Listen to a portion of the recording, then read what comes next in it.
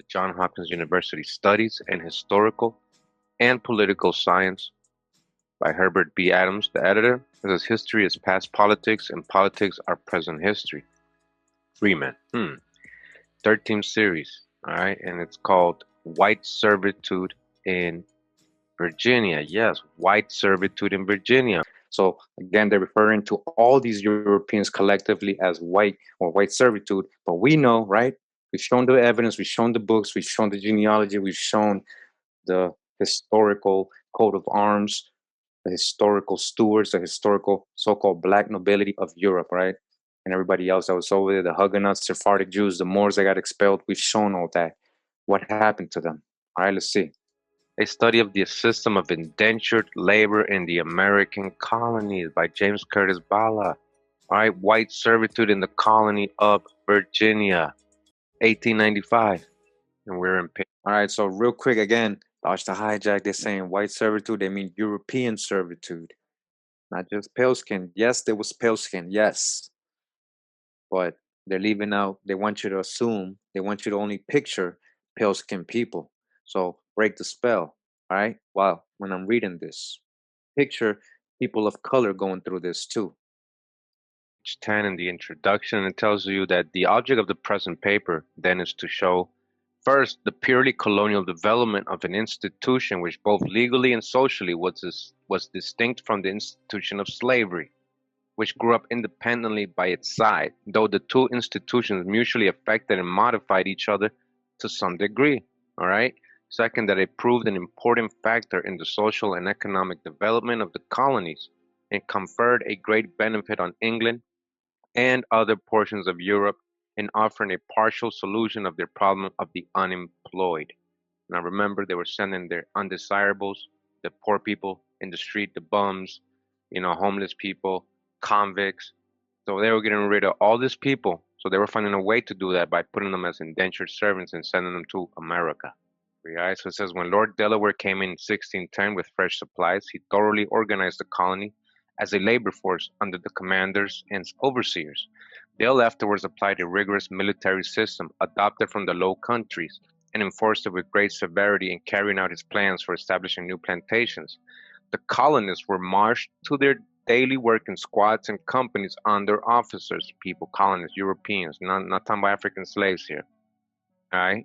And the severest penalties were prescribed for a breach of discipline or neglect of duty. A persistent neglect of labor was to be punished by galley service from 1 to 3 years. Penal servitude was also instituted for petty offenses.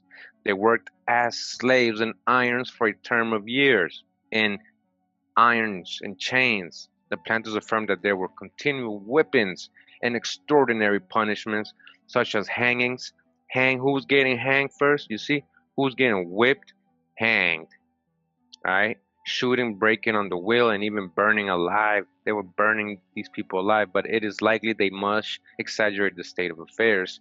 But they were sending so many people here, even before 1619. Since 1607, they were trying to set this up. They had different ways they were trying to do it. This book explains. Eventually, the growth of a class of strictly indented servants was also a factor in the failure of this tenantship. Servants were much less costly and rapidly became more profitable. 50 servants were sent to serve the public in 1619, and in the next year 100 more, say the records, to be disposed of among the old planters, which they exceedingly desire, and will pay the company their charges with very great thanks. These men had been selected with great care, but the company was unfortunate in being forced by the repeated orders of King James, all right, good old King James, to add a number of dissolute persons, whom he was determined by the exercise of a mere prerogative to remove from England as undesirable class. See, he didn't want these people over there. They were sending them, they were dumping them over here in America, these undesirable people. The new life, which began in Virginia in the year 1619, greatly encouraged industry and husbandry and led to a large increase of independent proprietaries in a few years. Special inducements were offered by large grants of land and exceptional privileges to associations of planters and adventurers for the establishment of separate plantations. Liberal grants were also made to tradesmen and to members of the company in proportions to their shares to encourage immigration Additional grants were made to them for every person transported to the colony in the next 7 years. A large number of servants and tenants was needed on these plantations, and for some time the importation by private persons was larger than that by the company. All right, so they can't even count all the people that were brought privately. You hear what they're saying, right? And we continue in the book, White Servitude in the Colony of Virginia, a study of the system of indentured labor in the American colonies. All right, 1895, I believe. We're in chapter 2 now. The servitude thus developed was limited and conditional. With respect to its origin, it was of two kinds, resting on distinct principles. First, voluntary servitude based on free contract with the London Company or with private persons for definite terms of service, in consideration of the servant's transportation and maintenance during servitude. Second, involuntary servitude, where legal authority condemned a person to a term of servitude judged necessary for his reformation or prevention from an idle course of life, or as a reprieve from other punishment for misdemeanors already committed. All right, so again, they were sending convicts, or they were picking up these spiriting, actually kidnapping, spirited these people, you know, involuntarily and sending them to America, dumping them over here.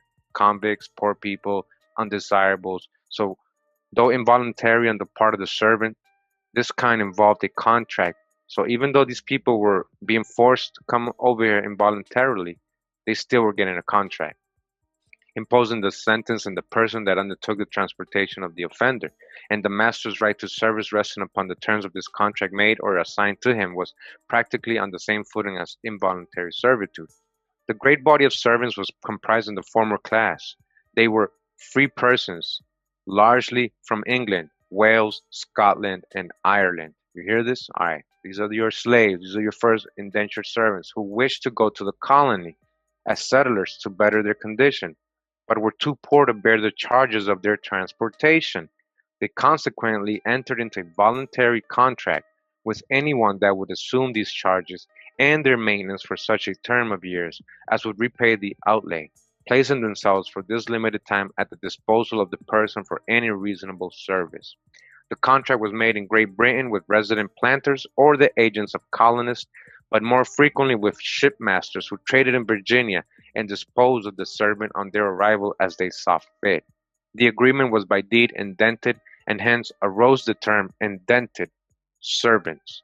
This class of so-called kids was supplemented by a smaller class of persons who went on agreements for fixed wages for a definite time.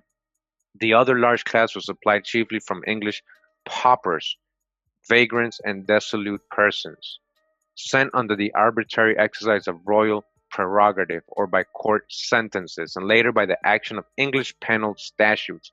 In the earlier years, it included a large number of poor children from the counties and towns of England who were sent to apprenticeship on easy conditions.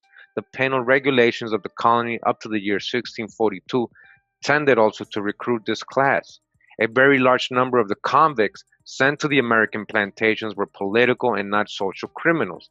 Of the Scotch prisoners taken at the Battle of Worcester, 1,610 were sent to Virginia in 1651.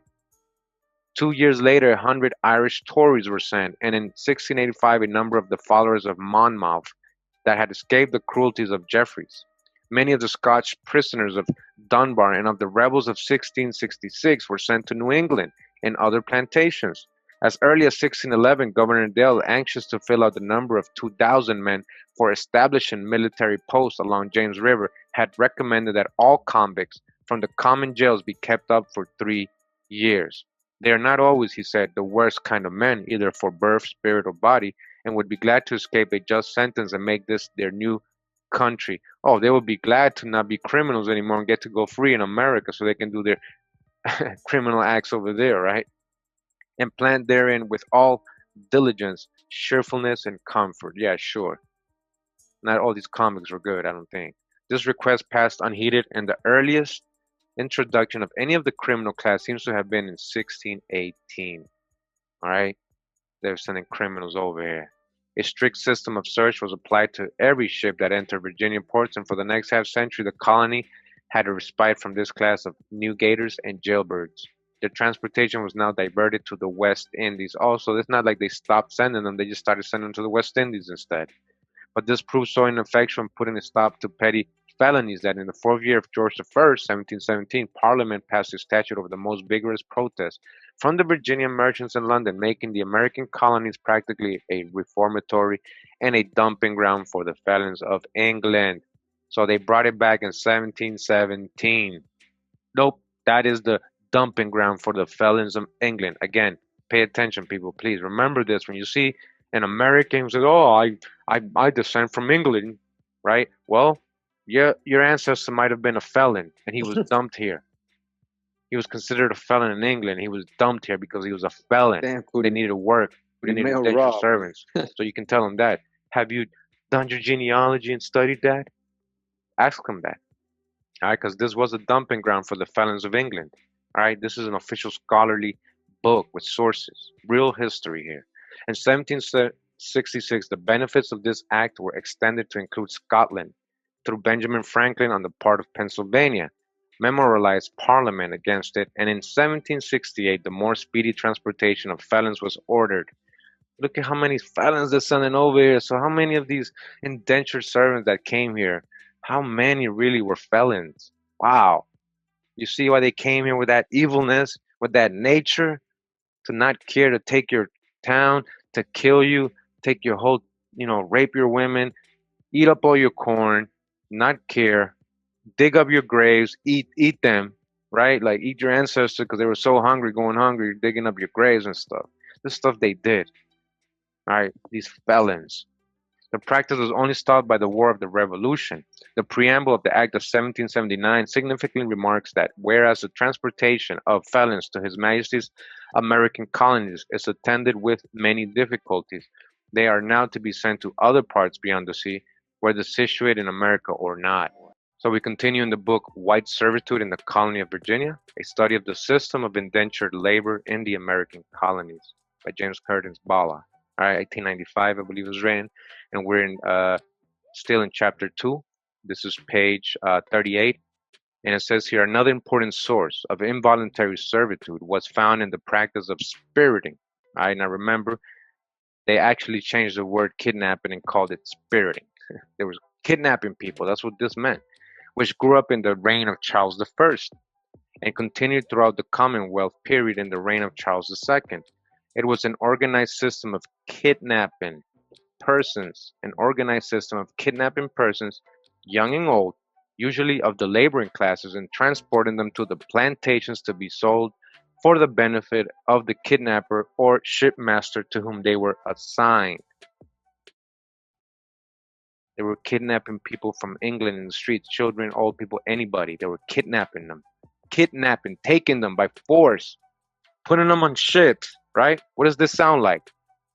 They told us they were grabbing Africans by force and bringing them over here, but they were actually grabbing undesirable felons and convicts, vagrants, beggars from England and dumping them by force in the plantations of America, all right? It became widely extended in England, but Bristol and London were the centers of the traffic. Throughout London and the parishes of Middlesex County, its agents called spirits were distributed men and women, yeomen, tradesmen, doctors, and a class of rogues and idlers who earned a livelihood by this means. Even doctors, anybody got into it. Women, it was good business, kidnapping people. The ladies of the court, and even the mayor of Bristol were not beneath the suspicion of profiting by this lucrative business. Even the mayor was involved.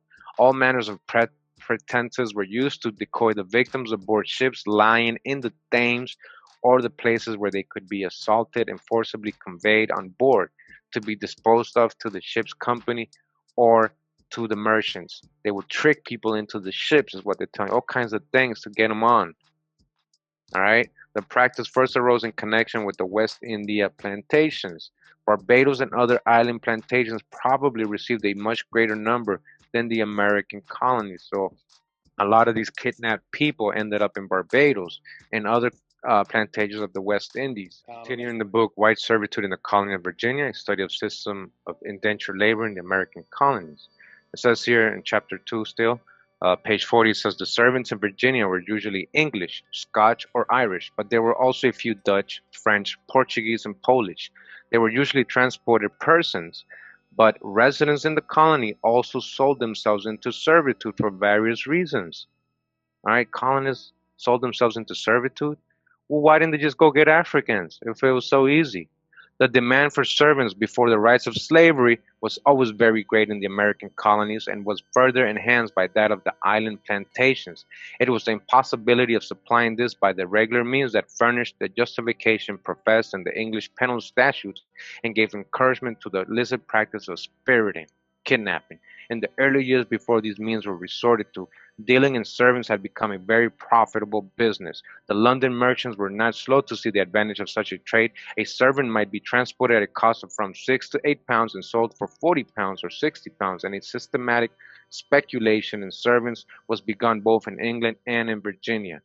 Regular agencies were established, and servants might be had by anyone who wished to import them at a day's warning. Others were consigned to merchants in Virginia or sent with shiploads of goods on a venture. The demand continued unabated until near the last quarter of the 17th century. The numbers were so considerable in 1651 that the commissioner of the Commonwealth, who were sent to demand the submission of Virginia, were authorized, in case of resistance, to levy the servants for reducing the colony. From this time to the beginning of the decline of the system, the yearly importations were very large. The number imported from 1664 to 1671 averaging 1,500 a year.